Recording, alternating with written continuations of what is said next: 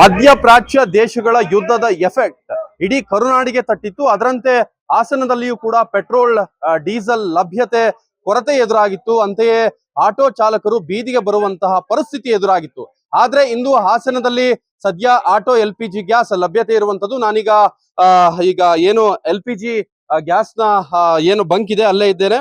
ಜೊತೆಗೆ ಏನು petrol diesel ಇದೆ, ಆ ಪೆಟ್ರೋಲ್ ಡೀಸೆಲ್ ಕೂಡ ಯಾವುದೇ ಬಂಕ್ ನಲ್ಲಿ ನೋ ಸ್ಟಾಕ್ ಅನ್ನೋ ಬೋರ್ಡ್ ಹಾಕಲಾಗಿತ್ತು. ಆದ್ರೆ ಸದ್ಯ ಈಗ ಎಲ್ಲಾ ಪೆಟ್ರೋಲ್ ಮತ್ತೆ ಡೀಸೆಲ್ ಬಂಕ್ ಗಳಲ್ಲಿ ಪೆಟ್ರೋಲ್ ಇರ್ತಕ್ಕಂಥದ್ದು. ಹಾಗೆ ಜೊತೆಗೆ ಏನಂದ್ರೆ ಈಗಾಗಲೇ ಒಂದಷ್ಟು ರೇಟ್ ನಲ್ಲೂ ಕೂಡ ಈಗಾಗಲೇ ಖಾಸಗಿ ಬಂಕ್ ಮತ್ತೆ ಏನು ಸರ್ಕಾರಿ ಬಂಕ್ ಗಳಲ್ಲಿ ಒಂದಷ್ಟು ವ್ಯತ್ಯಾಸವನ್ನ ಬಿಟ್ರೆ, ಅಂದ್ರೆ ಸರ್ಕಾರಿ ಪ್ರಾಯೋಜಿತ ಬಂಕ್ ಗಳಲ್ಲಿ ಒಂದಷ್ಟು ಅಂದ್ರೆ ಅಲ್ಲಿಂದ ಖಾಸಗಿ ಬಂಕ್ ಗಳಿಗೆ ಹೋಲಿಸಿದ್ರೆ ಒಂದು 5-6 ರೂಪಾಯಿ ವ್ಯತ್ಯಾಸ ಇದೆ. ಆದ್ರೆ ನೋ ಸ್ಟಾಕ್ ಅಂತ ಎಲ್ಲೂ ಇಲ್ಲ. ನಾನೀಗ ಆಟೋ ಚಾಲಕರಿದ್ದಾರೆ, ಅವ್ರನ್ನ ಮಾತನಾಡಿಸ್ತಾ ಹೋಗ್ತೀನಿ. ಸರ್, ಈ ಹಿಂದೆ LPG ಗ್ಯಾಸ್ ತುಂಬಾ ಕೊರತೆ ಇತ್ತು ಹಾಸನದಲ್ಲಿ, ಈಗ ಹೇಗಿದೆ ಪರಿಸ್ಥಿತಿ? ಈಗ ರೈಟ್ ಜಾಸ್ತಿ ಆಗ್ಬಿಟ್ಟಿದೆ, ಸಿಕ್ಕಾಬಿಟ್ಟೆ.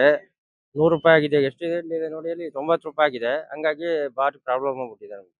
ಮುಂಚೆ ಎಷ್ಟಿತ್ತು, ಈಗ ಎಷ್ಟಿದೆ? ಈಗ ಮುಂಚೆ 56 ರೂಪಾಯಿ ಇತ್ತು, ಈಗ 90 ರೂಪಾಯಿ ಆಗಿದೆ. 90 ರೂಪಾಯಿ 99 ಪೈಸೆ ಆಗಿದೆ. ಈಗ ಲಭ್ಯತೆ ಎಲ್ಲ ಇದೆ ಅಲ್ಲ? ಇದೆ, ಸೌಲಭ್ಯ ಎಲ್ಲ ಗ್ಯಾಸ್ ಇದೆ, ರೈಟ್ ಜಾಸ್ತಿ ಅಷ್ಟೇ.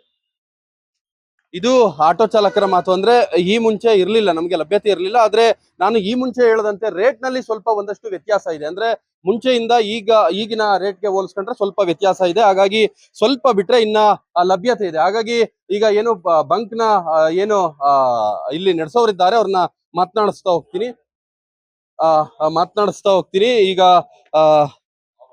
ಪೆಟ್ರೋಲ್ ಗ್ಯಾಸ್ ಲಭ್ಯತೆ ಹೇಗಿದೆ? ಸಿಕ್ತಿದೆ, ಗ್ಯಾಸ್ ಸಿಕ್ತಿದೆ. ಅಂದ್ರೆ ಈ ಮುಂಚೆ ಇರ್ಲಿಲ್ಲ, ಜಾಸ್ತಿ ಆಗಿತ್ತು ರೈಟ್, 120 ಆಗಿತ್ತು ರೈಟ್. ಈಗ 90 ರುಪೀಸ್ ಆಗಿದೆ. ಈಗ ಮುಂಚೆ ಎಷ್ಟಿತ್ತು, ಈಗ ಎಷ್ಟಿದೆ?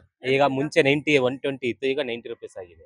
ಅಂದ್ರೆ ಕಡಿಮೆ ಆಗಿದೆ. ಈಗ ಗಾಡಿಗಳು ಬರ್ತಿರ್ಲಿಲ್ಲ, ಹಂಗಾಗಿ ಕಮ್ಮಿ ಮಾಡಿದಾರೆ ಅಷ್ಟೇ ರೈಟ್. ಅಂದ್ರೆ ಎಲ್ಲಾ ಕಡೆ ಇದೆ. ಎಲ್ಲ ಕಡೆ ಇದೆ. ಎಸ್, ಇದಿಷ್ಟು ಹಾಸನದ ಏನು ಪೆಟ್ರೋಲ್ ಮತ್ತೆ diesel gas, auto gas, LPG ಗ್ಯಾಸ್ಗೆ ಸಂಬಂಧಪಟ್ಟಂತೆ. ಅಂದ್ರೆ ಏನು ಮುಂಚೆ ಏನು ಕೊರತೆ ಇತ್ತು, ಸದ್ಯ ಈಗ ಹಾಸನದಲ್ಲಿ ಕೊರತೆ ಇಲ್ಲ. ಎಲ್ಲಾ ಕಡೆ ಏನು ಸ್ಟಾಕ್ ಇರುವಂತದ್ದು. ಚೇತನ್ ಸೂರ್ಯ, ಗ್ಯಾರಂಟಿ ನ್ಯೂಸ್, ಹಾಸನ.